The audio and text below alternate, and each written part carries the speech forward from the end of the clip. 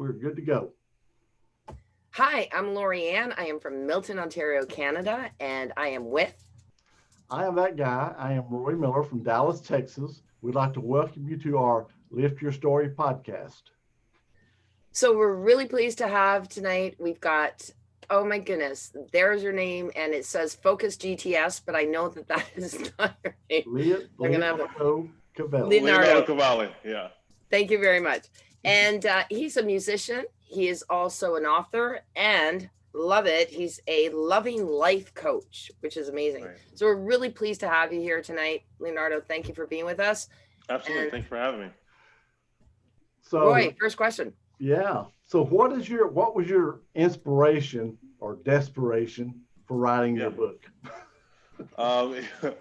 Well, it just came from, I guess, a sense of realizing that I kind of owe it to the community, right? It's almost like if I was walking down the street and I fell in a hole and then somehow I was able to make it out of that big hole and I got all scratched up. If I'm sitting by the edge of it on the other side and I see someone else coming down the road, I feel like it would just be the right thing to do, to yell and kind of warn them of the potential potholes that they could fall into as well. So in the same manner, in my life, unfortunately, fortunately, I fell in love. Unfortunately, I fell out of love, and got divorced when I was 24. But I feel like there was a lot of things that no one ever took the time to teach me. My parents were married for 47 years, which is, amazing. But sometimes when people make things look so easy, you just assume that it's easy, but it's clearly not. Sometimes we assume that, when Kobe was still alive, rest in peace, him making a half-court shot was easy, but we didn't see all the hours it took behind the scenes of him practicing and practicing and practicing. And because my parents made marriage look so easy, I just jumped into it, fell into a bunch of potholes. And so after the divorce, I would travel around the world. I'd hear from a lot of other young couples about how they fell apart here and they fell apart here, and got to speak with dozens of couples that have been married for close to 50 years and took all that wisdom and put it in the book just so that hopefully no one else really has to go through what I've been through. I love it. When you're a kid growing up, your parents are your view of marriage, life, and all that, whether they're in an abusive relationship or they've got a good relationship. So what you see is what's normal to you. Right. And then once you get married, you kind of emulate that same thing because you were a product of your environment. Right. But it's like you say, you don't really know, you see stuff, but you don't really understand why they are that way. Right. And I can relate to that because for me personally, when, of course, I was older, but my in-laws, my wife, her sister and brother, they were the whole focus. I mean, her parents, that was it. Everything they did was when my sister-in-law went off to college, we got married. Her brother was finishing high school. And once he went to college, they were lost. Right. They were just lost because I don't think they kind of kept their relationship up. You know what I mean? It was all about the kids, all about the kids. It took them about probably 6 months to a year to readjust to that. Yeah. Now they were married over 60 years. Wow. But still, I mean, there's things you don't really realize as a kid growing up. For sure. Yeah. For sure. Yeah. I have a big question here. You said you fell in love, which I love because I've been there too. Then you fell out of love. Unfortunately, I still haven't fallen out of love even after divorce. Right. Tell our listeners, you can fall in love and fall out of love. How do you do that? Well, I think, and I'll take full responsibility in regards to that, where sometimes, you grow up in a life where you're looking through rose-colored glasses, right? And sometimes you're making the best out of the worst situations.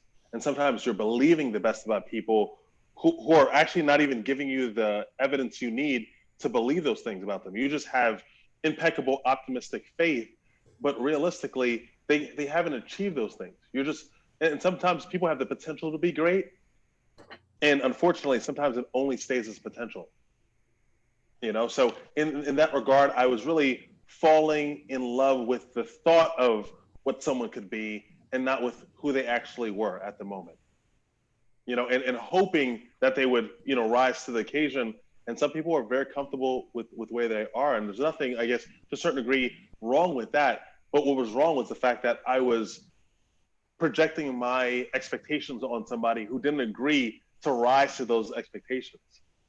Yeah. You know, and that's where I was really in love with Air, you know, and obviously she was a great girl, you know, during those times.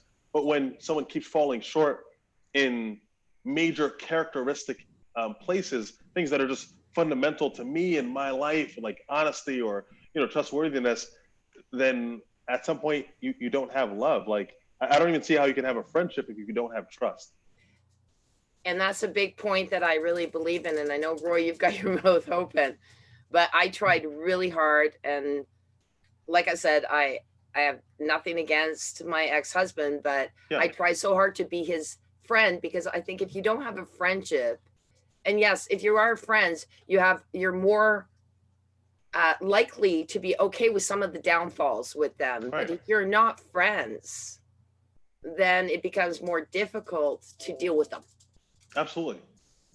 Yeah. Absolutely. And that goes with even business, right? And there's a different aspect and element of marriage that people don't realize, but to a certain degree, business, you know, there is a business aspect to marriage, right? Because we wish that love could do everything, and the bill collector's calling, oh, I'll just pay with the hug, don't worry about it. Yeah, no, I'm sorry, the lights are going out. Okay, like that's not realistic, right? There has to be a certain part of business, because when you're signing together, you now become a separate entity, which is why you're taxed differently as well.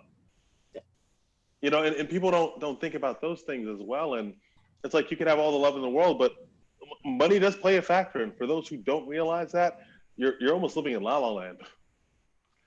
Yeah, I tend to agree there, because, like, for me, you know, my situation is different, but still, you know, I had a girlfriend who became my sweetheart, Right. who became my best friend, Yep. who became my wife. Okay. And like you say, in the marriage, especially if there's financial issues, that's really hard on marriage.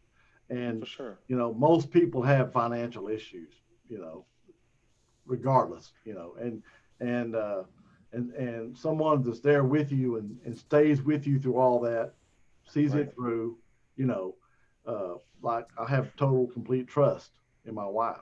You know, we've had some hard times. We're having a lot of great times now, but, you know, there was a period there where it was tough. I mean, you know, just financially tough, you know. Yeah, understood. But like you mentioned, even the financial aspect can weigh on the emotional side as well. Mm-hmm. You know, especially even, you know, we're all adults here when it comes to lovemaking and things like that. You know, it's hard for someone to even get in the mood when they know that, listen, we might be out of this house next week. Like, and then the man's stressed out because he's trying to get to a certain degree, and the wife's not in the mood. And then, you know, the frustration keeps going back and forth. And, you know, he could feel like, oh, well, you don't want to participate in this because, you know, I don't have money and you're just a gold digger. But going back to that, it's like, when you really look at the root of a lot of the problems, they talk about the real number one problem for divorces is not actually money, it's actually communication. Yes. You know, and the fact that we haven't communicated about money. So even in my book, there's a section called the Tough 10. And one of those, and these are the tough 10 questions that I need to ask myself, my partner needs to ask themselves before we actually join. Right? Because someone could be a major saver and another person could be a major spender. We might not belong together, right? Because I'm trying to save and you're poking holes in the ship and it's sinking. And then when something actually does come up, we don't have money for that because you had to buy your 30th pair of heels because they were on sale. And, you know, I'm going to kick in on that one, or you had to buy your boat or your new car because that's going through a midlife crisis. Right. Remember, we're doing this on, this is where the two sides come in.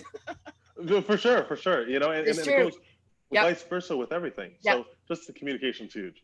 Well, interesting that you said that too. Sorry, Roy, for interjecting, because it is, people would think that, you know, finances are the number one reason for divorce. It's been said that over and over and over again. Right. I think you kicked it right there.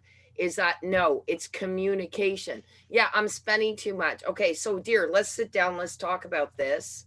And if you have a spending problem, let's go together for some, counseling for your spending.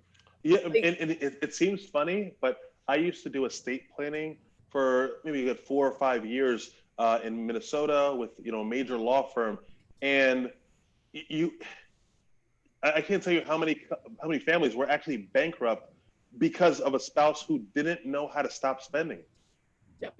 They just weren't on the same page, and it's hard to have a relationship if you're not relating. If one's trying to build in this manner and one's going a different direction, it's just constant clashing. And after a while, you're just like, you know what?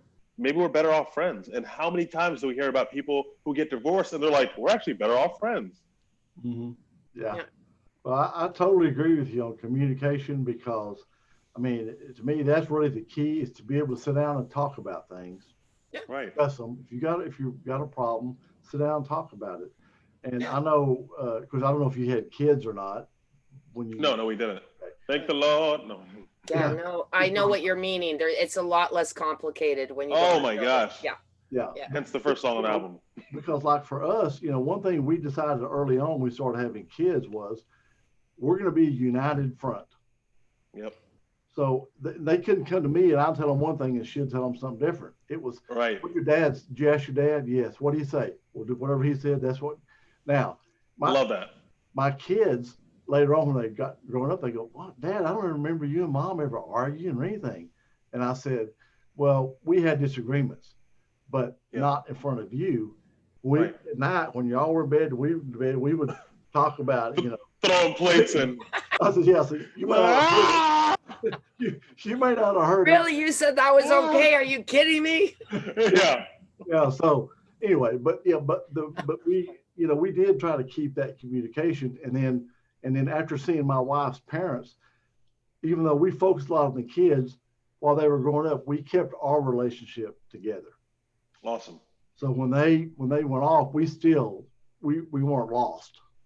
Which is amazing, because a lot of people, first off, don't even make it to that length. So much respect to you, in that manner. But then it's the fact that because you've made it, then it's like who is sharing this information? And for me, my father's 81 years old, and my life is so much better than so many of my other friends who didn't grow up without a father. Why? Because there was a lack of communication between generations. Mm-hmm. So even if there is, though, because I love what Roy is saying, and I'm sure, Leonardo, that you have that, is that was one thing that, like Roy was saying with Barbara, my parents kept on a steady thing. If Dad said this or Mom said this and the kid went to the other one, I don't want to diss my marriage or my ex, but literally that was not the case. And I lived knowing that that's what my parents told me, because when the children leave, who are you left with? That person. Right. Or you're not. Yeah. Pretty simple. If you don't stick together as a proper front, the children see that. Yep. And now, like I saw, oh my goodness, don't you say anything to Mom, because Dad's going to come after you. Exactly.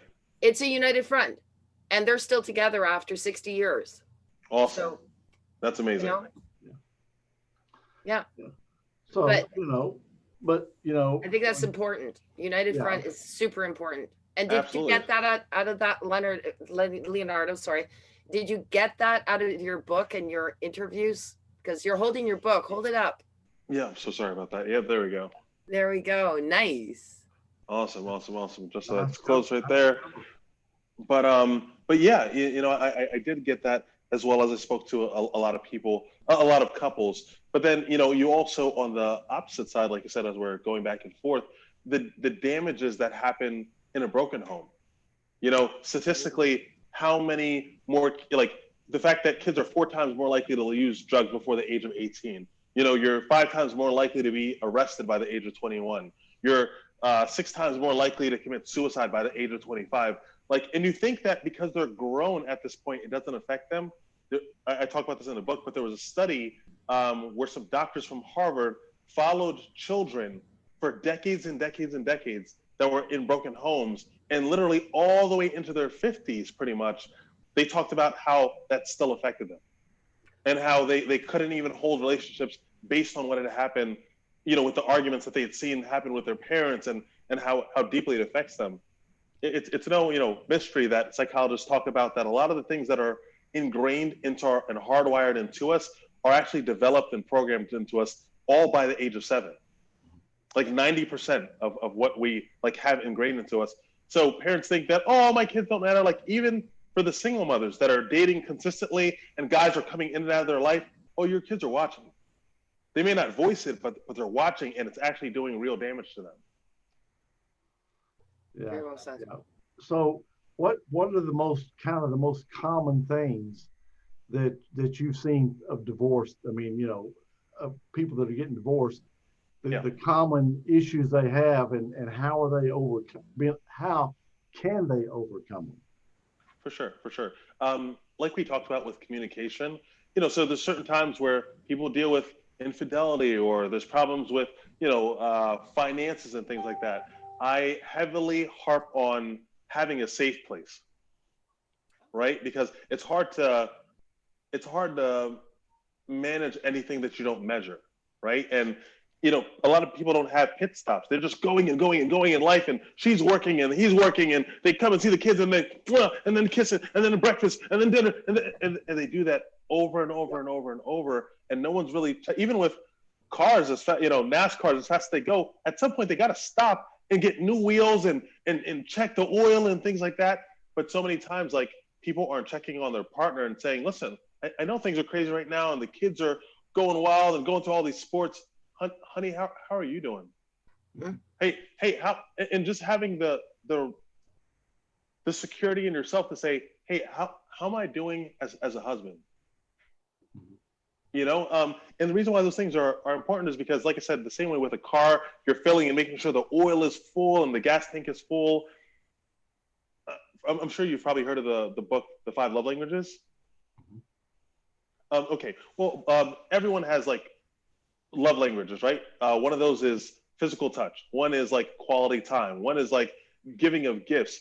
And we all have our own tanks, whether we realize it or not. And so we gravitate to the people that make us feel alive because they indirectly fill our tanks. That's cool.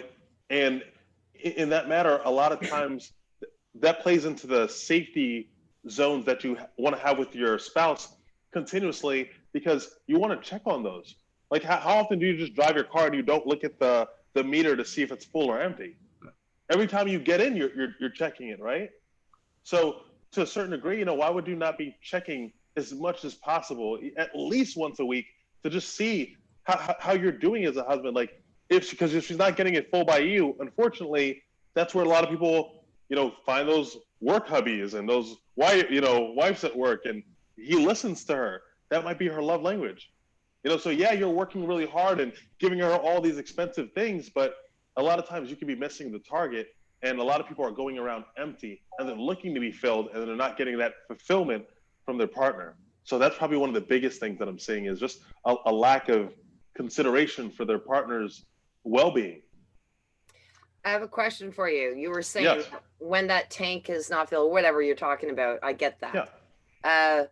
Why is it though that this is the thing and it comes back to communication? Yeah. Before you go to that other person, because that is ultimately the most destructive betrayal, is going to that other person. For sure. Why is it that more couples don't have, like I said, couple therapy or something before it gets to that? Why? I would imagine it's what you're saying, communication, right? Yeah, absolutely. And especially a lot of times with the stigma of men, oh, I've got everything covered up, and I'm that's not real. No one, this painting that society has put that men just need to know everything all the time. That's not real. You're constantly in the state of becoming and understanding things, and new things happen. My dad, again, is 81 years old. He's never seen anything like this happen with coronavirus, with all these lockdowns. Sometimes we have to give our partner grace to figure things out, and the fact that I was blessed enough to see my parents go through hard times before, but never see them turn on each other. And my mom would say, hey, listen, honey, we could do it this way. And my dad, again, is 81 years old. He's never seen anything like this happen with coronavirus, with all these lockdowns. Sometimes we have to give our partner grace to figure things out, and the fact that I was blessed enough to see my parents go through hard times before, but never see them turn on each other. And my mom would say, hey, listen, honey, we could do it this way. my dad, my mom's decision-making ability enough to say, hey, honey, well, we can try it your way first this time. Nice. You know, but I don't Not think always that, one person's way. exactly. And that goes back to the tough 10 questions that I have people ask themselves and ask their partners, because the last thing, and I see this a lot with a lot of the ladies, is the fact that they get in relationships where they're just expected to be like a pretty trophy wife. Yeah. No, man, she's got a brain too. You know what I mean? And you're way better off in life if you allow her to use it. But for the ladies, you have to make sure that you're with a man who respects your decision-making abilities, rather than shut up, get over here, just get in the kitchen. Yeah, we're gonna move over here. We're gonna do this. We're gonna do this. Like, kids see that as well, and that also reflects on them. But even more, the fact that she's your partner, and we should be partnering on these things. So, just having the security, like I said, to say, to open yourself up to constructive criticism and say, hey, honey, I know we've been really busy this month. How do you feel? How am I doing as a dad? You know, how am I doing as a husband? Where can I improve? Or as a wife. Right, vice versa, you know? Right. So one is supposed to say, ask those questions, and then supposed to get that feedback, and then vice versa. And the wife hopefully would be like, yeah, so I've listed all 100 things that you need to fix. I'm going to go watch my favorite show now because I'm perfect. God bless. You know what I mean? Like, hopefully she's secure enough, and you've created that safe environment where we're not going to go share this with everyone in the community. It's just me and you. This is our time. The kids are away, and let's just talk about you right now and your day and how you feel. And do you need more support with the kids? Do you need a spa day? Do you need a vacation? Like what are some things that will make you feel more fulfilled? Yeah. I get that. I would imagine that my ex-husband would probably like argue this one, but I used to take him and go and buy massages for him and take him away for a weekend to guess where? Ooh, we went to a hotel that was only 2 kilometers from where my kids are. But guess what? We got out of the house and we got a babysitter. Right. And it was just a matter of, can you reciprocate? See, right? and that is so big. Doing it. And yes, that was frustrating. And our communication was like I said, I try to be a best friend. Sometimes you don't. You can be in love with somebody, right, but not love them. Yeah. Right. Yeah, and that's what I truly feel as well, because you could be, and I think to my demise, it was the fact that, again, I was in love with that person. I was hoping so much for what but they never reached. They never went past anything but potential. And at some point, there has to be a manifestation of these things. Like, there's a lot of people who talk, but actions speak louder than words. Nonverbal communication is 80% of communication. Mm-hmm. Right? So it's watching the person's actions and make sure that they properly align with the words that they're saying. And I think even in that small pocket of wisdom, so many people would filter through bull crap in their life, or the wrong people. Yeah. Okay. So. I really, really have to ask this. Sorry, Roy. I know I'm sort of taking over this, but this is just so do. Because I went through a divorce, because my daughter keeps telling me, you're still in love with dad, even after 15 years of divorce. And I will always love him. He was my first love. For sure. And I sometimes think that divorce is a joke. It's just something that you write on something. It's just a piece of paper. He did fall out of love with me. Right. All things said and done, I really want to know about your song. Yeah.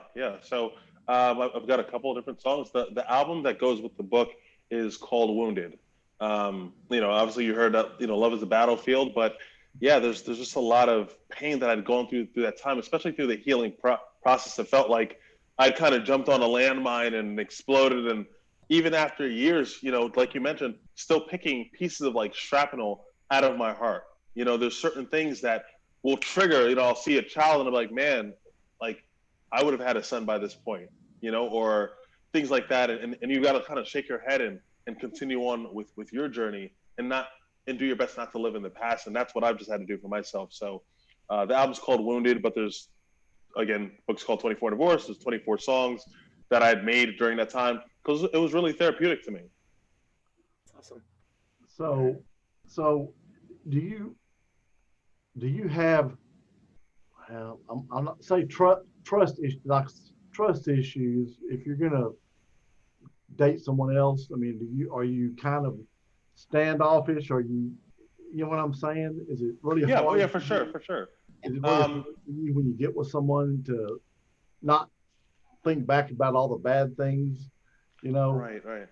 You know. Well, and the thing is, I think that at this point in my life, because again, this happened when I was 24. I'm now 34, so this has been 10 years of healing and praying and saying, and soul searching in that regard. And I'd say that in the first couple of years, I definitely had trust issues, because I figured if I could pour my whole life out to someone like this and get in a whole fight with my family and you could flip on me like this, then I feel like anybody could have possibly done that. And for a long time, I was bitter, but then at some point in my life, I was like, I can't, some woman someday when I do remarry is going to deserve the best version of me and not the bitter version of me. And, and just constantly reciting through that and through the pain and, oh, that person did me wrong. That's one person. There are billions of people in the world. Everybody's not evil. Everyone's not bad. Everyone's not out to get you. And so it's maybe more cautious, but again, I've used that situation to make myself bitter. So my filtering system has become a lot stronger, where I'm able to identify red flags, and that's one of the chapters in the book, but I'm able to identify those red flags better. And like Maya Angelou says, if someone shows you who they are, believe them. And I think that way too many times we spend our time turning those red flags white. Oh yeah, I mean, he yells a lot, but it's not that bad. And he's a little abusive, but I like UFC too. So no, girl, he beat you up. Oh, I mean, and he lies a little bit, but everybody white lies. I said, yeah, but he lied about having a whole extra family. But he's a family person though. Well, it's only one black eye. And yeah, you know what I mean? I got two, you see, girl? Right, so it comes down to really also identifying things, because that makes me feel more secure. Is just simply have an understanding of who this person is, and asking the right questions will get you the right answers. And that's why, like I said, sorry, go ahead.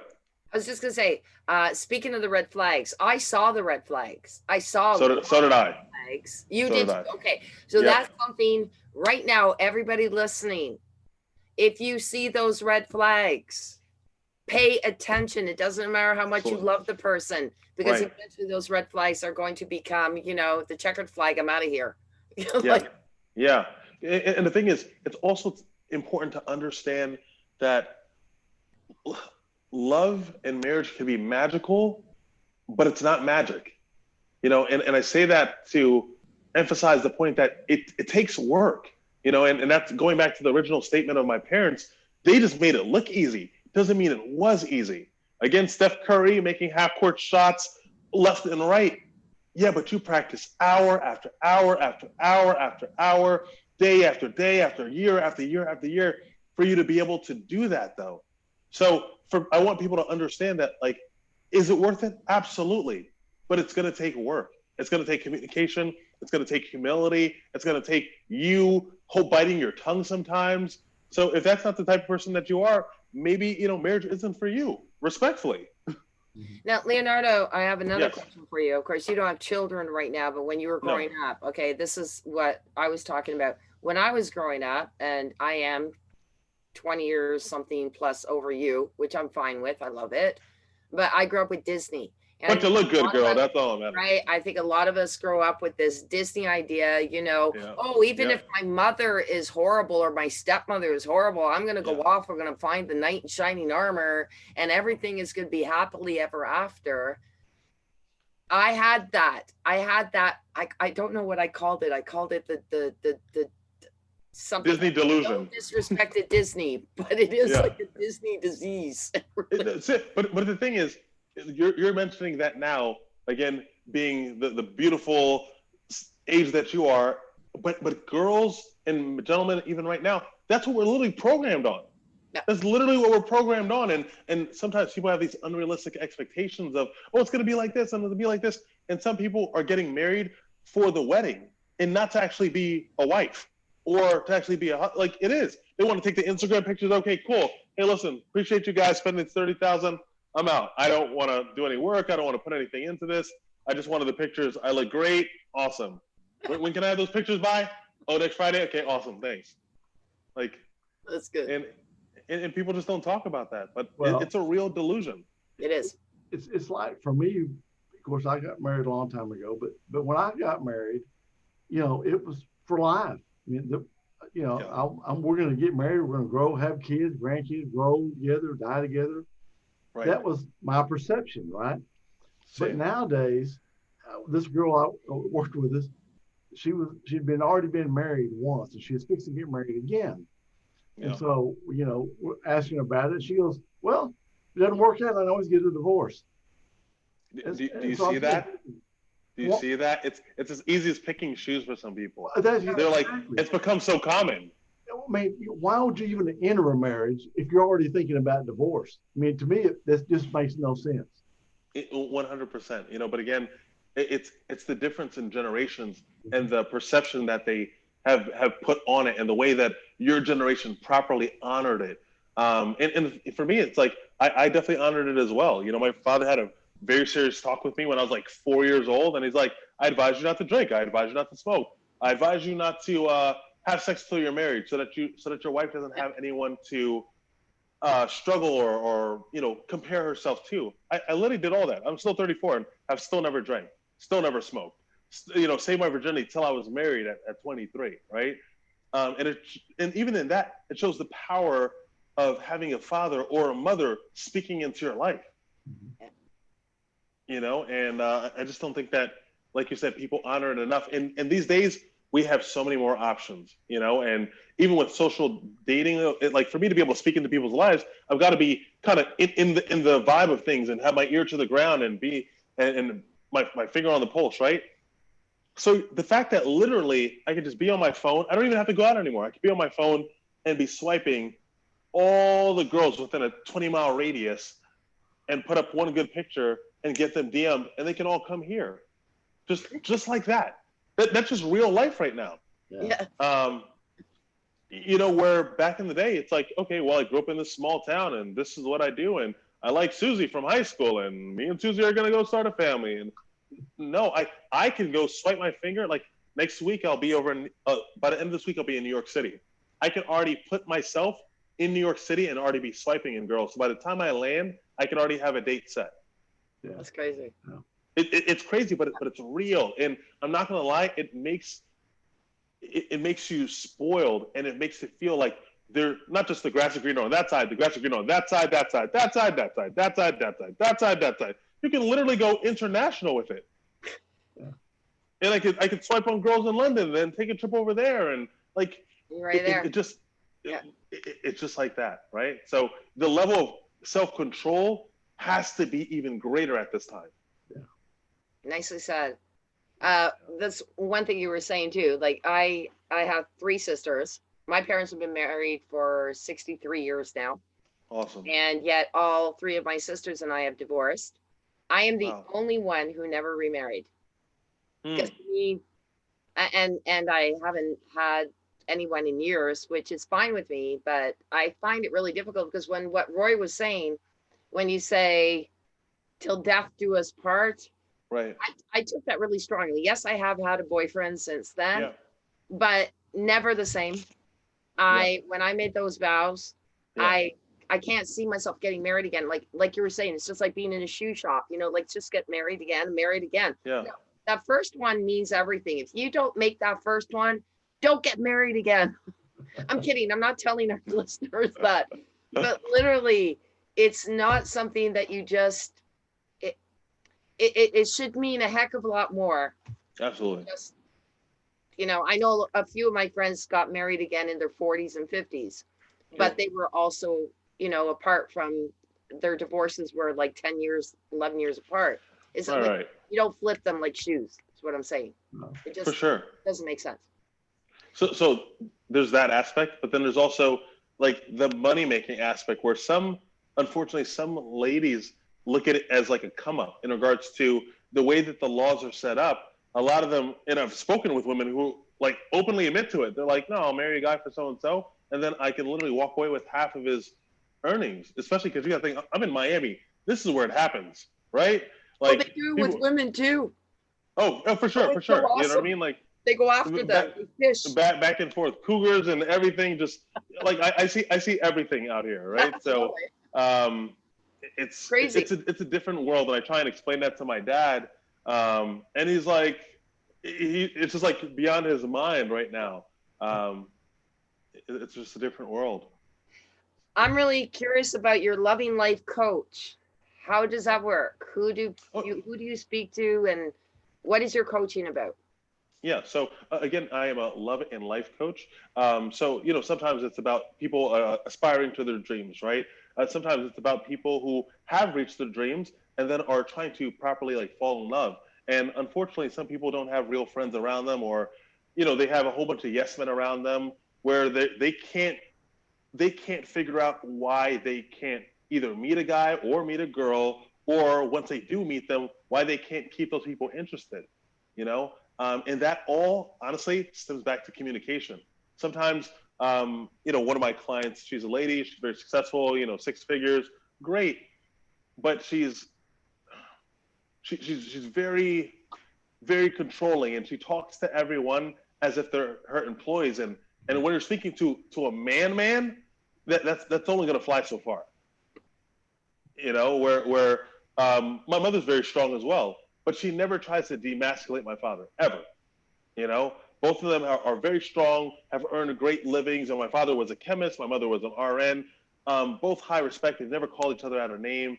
And I feel that, especially in this generation, it's kind of like people aren't able to find those missing links. So a lot of times I'll go into people's wardrobes and I'll start throwing out, like, listen, this is from the 70s, this is gone. This is gone. This lipstick is ugly. Get that out of here. I'll go on play dates with some people because they're like, I can never get anything past the first date. I'm like, you realize you chew with your mouth open and you continue speaking, right?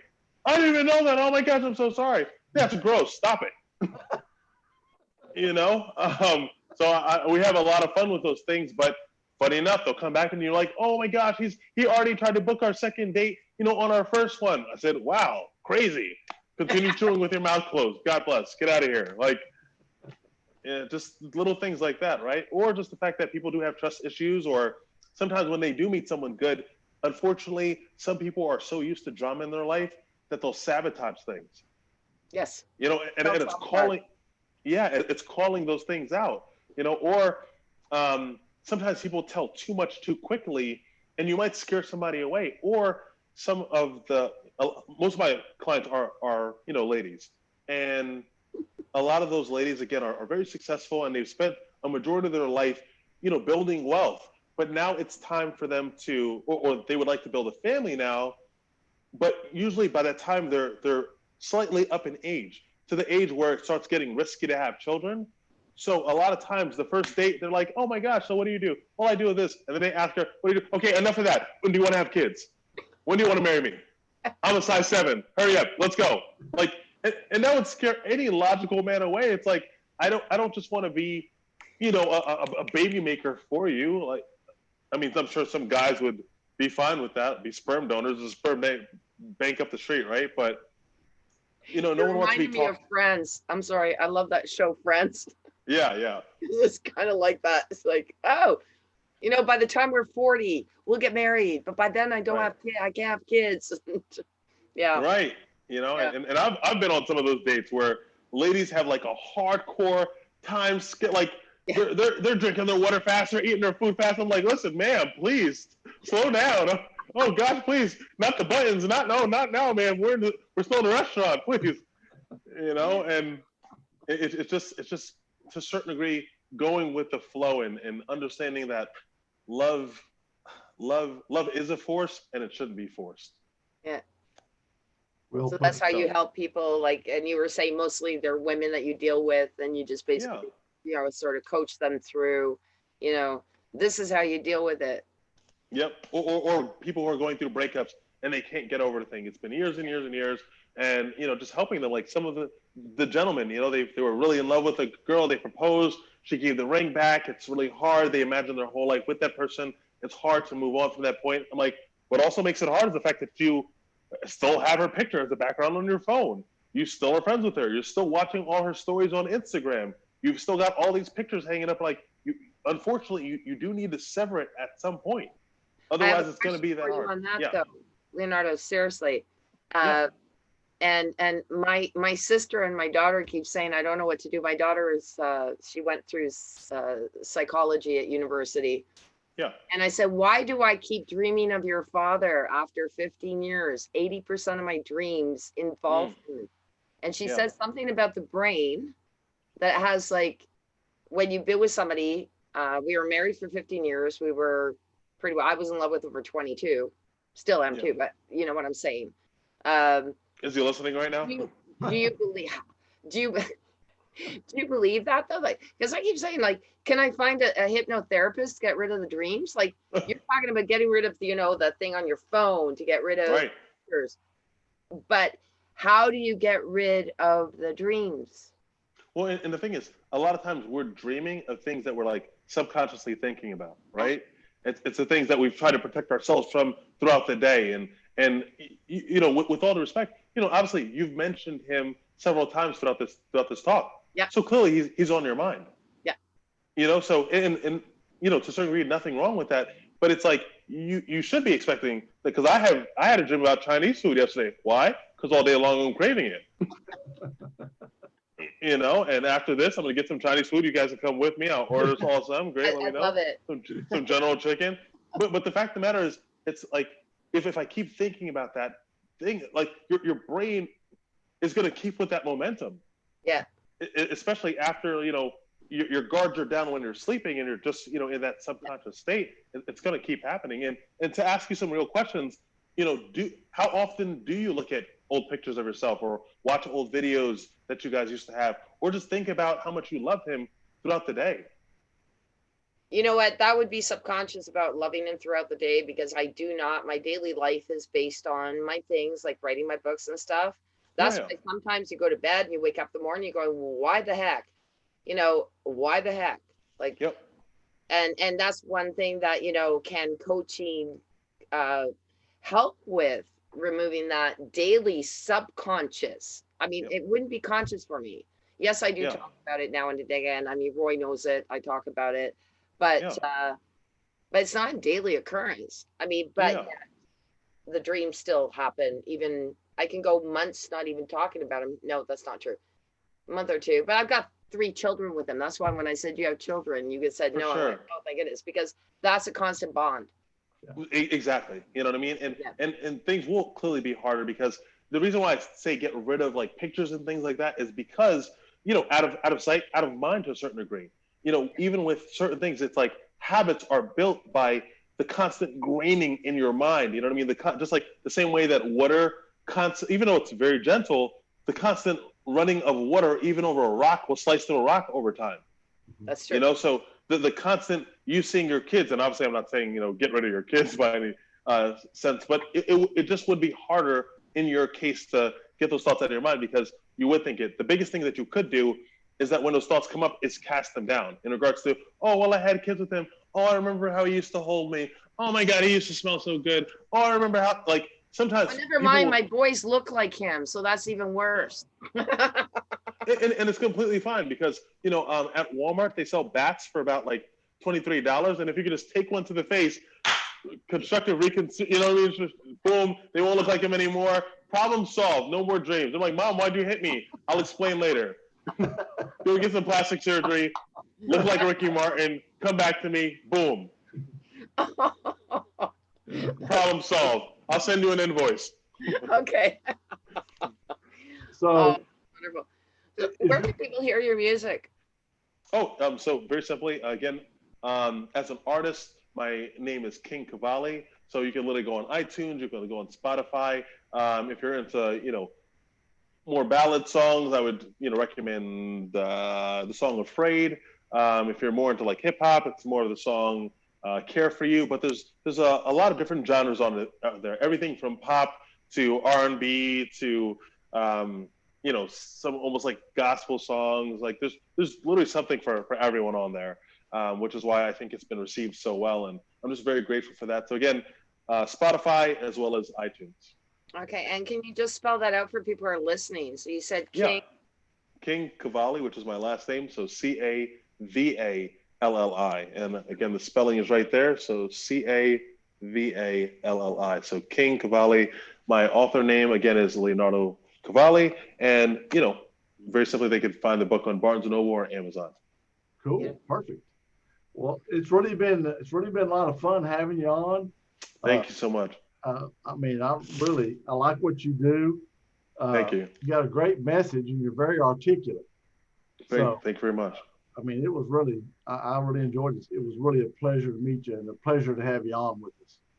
It's definitely been a pleasure to meet both of you as well. Thank you so much for your time, for the transparency between us as well, and also the wisdom that's been shared. I definitely appreciate you both very, very much. Yeah, and I will have to say that for 34, you do have a lot of wisdom. Yeah, appreciate that. Thank you very much. Because there's a lot of people. My son is 31, and I don't think that he's nearly as wise as you. He's only years behind you. God bless him. Sorry, Brendan, but right. He's like, Mom, so now I'm gonna get hit in the face with a bat, and you don't think I'm smart? Jesus Louise. Just kidding. No violence. It's like you said, just before we finish that, to people who are listening, I think that Leonardo had a really big point on that families have been severed. It does affect young people. Parents who are divorcing, I really believe, and I unfortunately am guilty of this, and I wish I'd known earlier. My children suffered from it later on, not in the earlier zones. Like the youngest one was 7, 9. Mm-hmm. So they did have their 7 years of whatever. So 7, 9, and 13. But it wasn't until they're in their 20s and 30s that it really affected them. I really think that that's a really important thing. Do you do any of that, Leonardo? Do you talk to people who are going through these issues? And I would imagine at your age, there are some people who have children. Absolutely. And going through that. I think it's really important that right from the start, I wish I'd known this way back when, but that the children need to go for help. Yeah, for sure. They need, the same way that we talked about a safe place within the spouses, parents need to have that with their children. Yes. Why? Because it's not like if we don't talk about it, it doesn't exist. That's the worst thing. Yeah. Because guess what? They're still dealing with those problems, and they're still dealing with insecurities. And they're probably thinking, if this was because of me, and they have these subconscious fears now of, man, most kids are looking at their parents as heroes, superheroes. So if this happened to them, then why would I ever attempt this? I don't think I'm stronger than my dad. So I'm like, if that happened to him, it's inevitable to happen to me. Why would I even attempt that? Good point. Why would I even attempt falling in love, right? And so subconsciously we tell ourselves these stories, and that's why we start sabotaging things. Because even when things are going good, I guess this is the part where it all ends. I guess this is the part where they just don't love me anymore. I guess because it's almost like someone getting fired from a company and no one talking about it, but everyone saw it happen. Tell us what happened. Like, why is dad not in the house anymore? Why do you guys sleep in separate rooms? Like, will someone talk about this? Yeah. So just thoughts like that. Thank you very much. That was just absolutely. That was really big. I really appreciate you and being here. Wonderful. And our listeners are I'm pretty sure there's a lot of people who are going to enjoy this one. Yeah. Right. And they can reach out to me. It's a great message. It's a great message. Yes. And I think it's a message that needs to be heard. Understood. I believe so as well. Thank you so much for, again, allowing me to share this on your platform. I truly appreciate that, and look forward to working with you again in the future. Okay. Absolutely. Sounds good. Thank you very much. Absolutely. Thanks so much.